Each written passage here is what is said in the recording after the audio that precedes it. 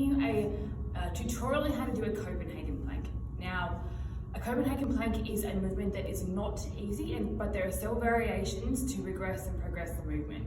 The intent of a Copenhagen plank is to recruit from the adductors, from the glutes, the adductors being your the internal thigh muscles, the glutes, which are as well as the glute max, glute medius, glute minimus, and also your obliques and your internal stabilizers. So I provide this movement for people who have issues when it comes to squatting and utilizing their adductors in the most ideal way. But also it is very, very good for hip stability, and you'll notice a difference in your ability to do one side than the other. Now when it comes to a Copenhagen plank, we want to try and ensure not to load up our shoulder, just like a normal side plank.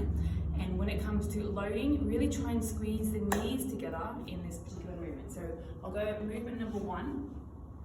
So with a normal bench, what you want to do is come in, bring your knee to the side of the bench, make sure you've got enough room at the bottom.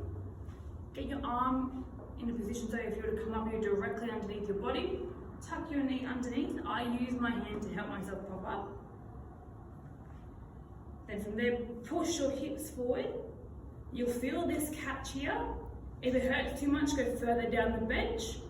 Then from here, coming up, tucking the hip, the other leg underneath. Try and squeeze your thighs together and crunch your obliques up. And I'm not loading up my shoulder at all pretty much here. I'm holding this here, I'm going to feel it through this adductor here, through the groin, through this glute as well. And if you want to make it more intense, you can actually go leg up and down.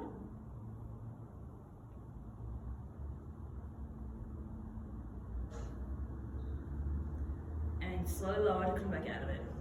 Now to make this harder, you fully extend, so it's only your foot on there, and you essentially hold a side plank from an extension point of view. This is a movement that I put in with a lot of my girls that struggle when it comes to hip issues, hip stability, and also if they're struggling when those issues are prevalent within a squat as well.